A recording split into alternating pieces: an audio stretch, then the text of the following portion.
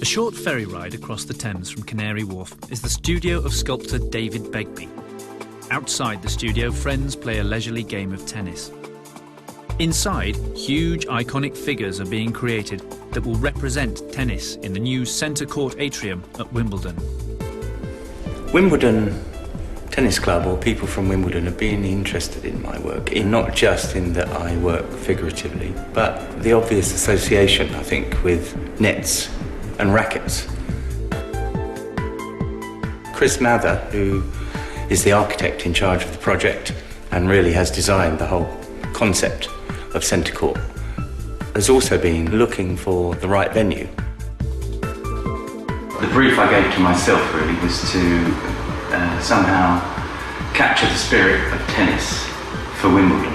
This is the action and the tension and the bursts of athleticism, and really that I needed to get that sense of movement and dynamism into the piece. And there we can really make the characters play tennis in a sense.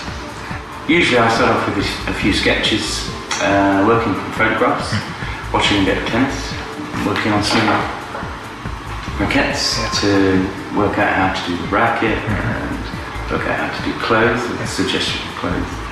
So really this is fantastic material to work with for working out ideas, because I can literally move the positions in the material itself. So that's one of the benefits of working with this medium, is it's so flexible. Once the ideas germinated and begun to develop, I can let it grow through as I scale up. It's just 7 weeks before the sculpture is due to be installed. It's one of the biggest commissions David Begbie has ever undertaken.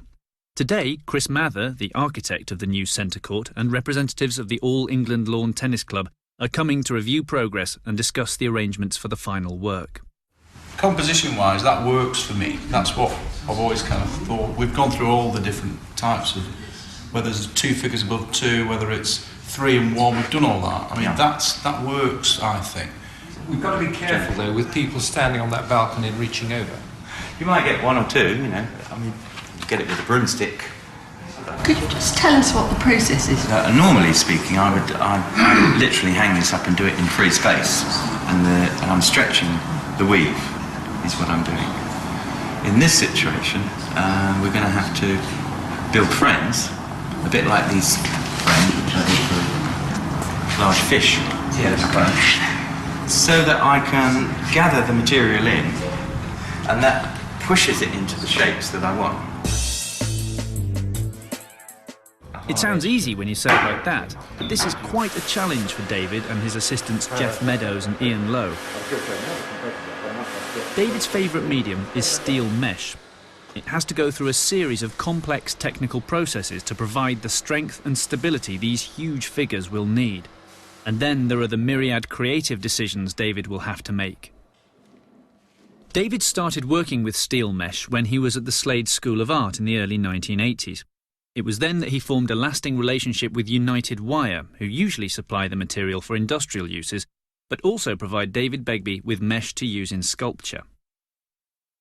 The process will be the same for each of the 4 figures, but each will have its own problems and risks.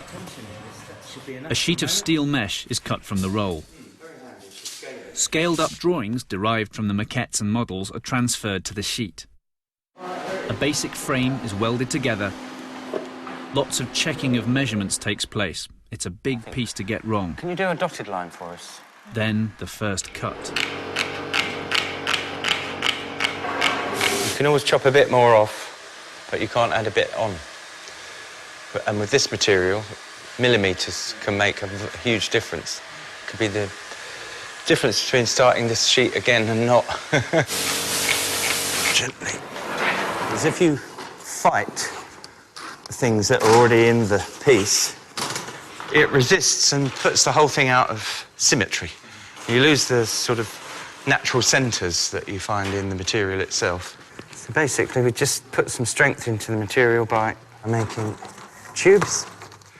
Thank you. Let's just start the stretching process. I've never really been interested in football.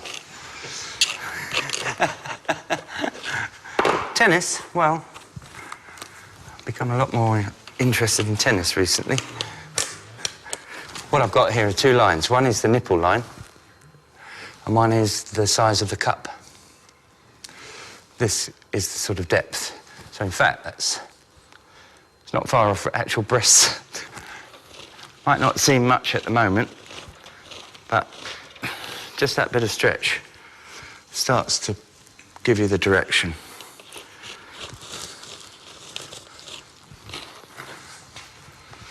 Right, you can see how it starts to come out of the flat into 3D. There. How do you know when a nose is masculine or feminine? These pieces are as much about drawing as they are about sculpture, because the material itself is all about controlling light through the medium. The deeper you model into it, the darker the lines. And they're also about tone, so that you get varying degrees of tone from white to black.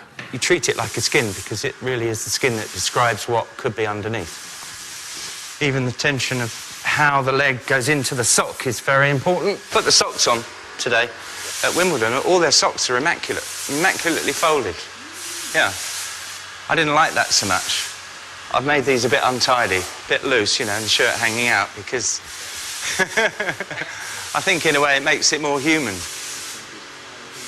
I thought this one would be the simplest, sort of straight up and down, no difficult arm movements, that sort of thing. But in fact, it's been a lot more complicated than I thought, because the whole character of the piece is determined by a mixture of the four. The one at the back and the one at the front are going to be sexier. The two in the middle are really just to follow through.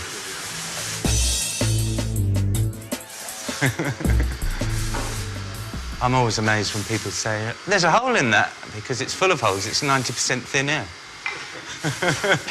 I'm just redressing the regularity of it, because it's the regularity, like a canvas. Once you interrupt that regularity, it becomes a mark. And with this material, it's a negative. You're not putting a mark on, you make it leaving a hole. So there we go, gone. Steel mesh has no real tensile strength. If these figures weren't on their frames, they'd be wire puddles on the floor.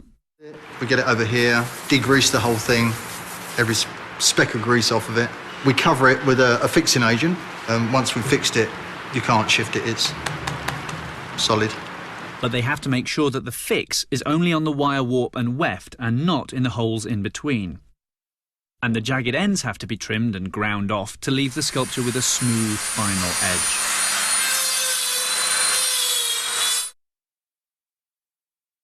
Some bits can be trimmed up by other people, my assistant. There are certain lines which are very important, and I do them myself. I'm not just trimming, I'm drawing with this. This is like drawing with a pencil.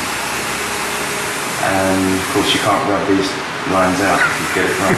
The engineering in these pieces to get this material to hold its shape in the way that they have done is a little miracle. Once David is happy with the final form of each figure, it has to be sprayed with red oxide to prevent any possibility of rusting, and when that's dry, it's painted. You see here? If we take the spotlight away, looks black. Looks black. Put the spotlight back, and you can see the red, yeah, all the areas that we missed.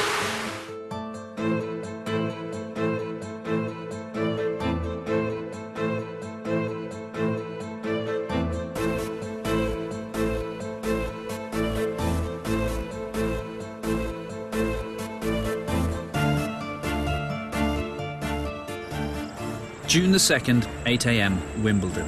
Installation day. There's going to be a hanging. The figures are finished, carefully wrapped and stowed in the van. The frame from which they'll hang has already been made, so everything's in place to start the installation. I need to go upstairs and have a look. Everything, that is, except one of the motors that will lift the frame to the top of the atrium. It worked when it was tested, but it doesn't now. There's a very small window to get the sculpture and the lighting rig installed before the championships start.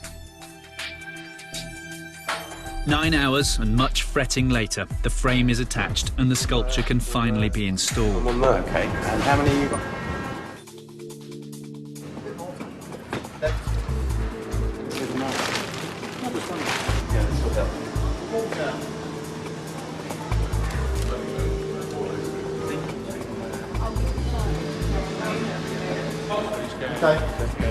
Keep going.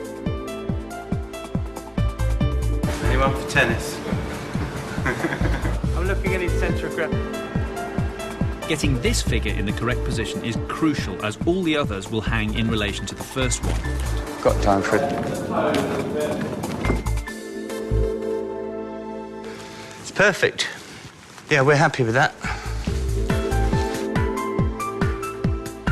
The next 3 figures and the 3 hanging tennis balls are attached in the same way and hoisted up to check their relative positions and ensure the flowing curve through the composition that David wanted. Push that racket up a little bit. That's halfway through. Anyway. Yeah.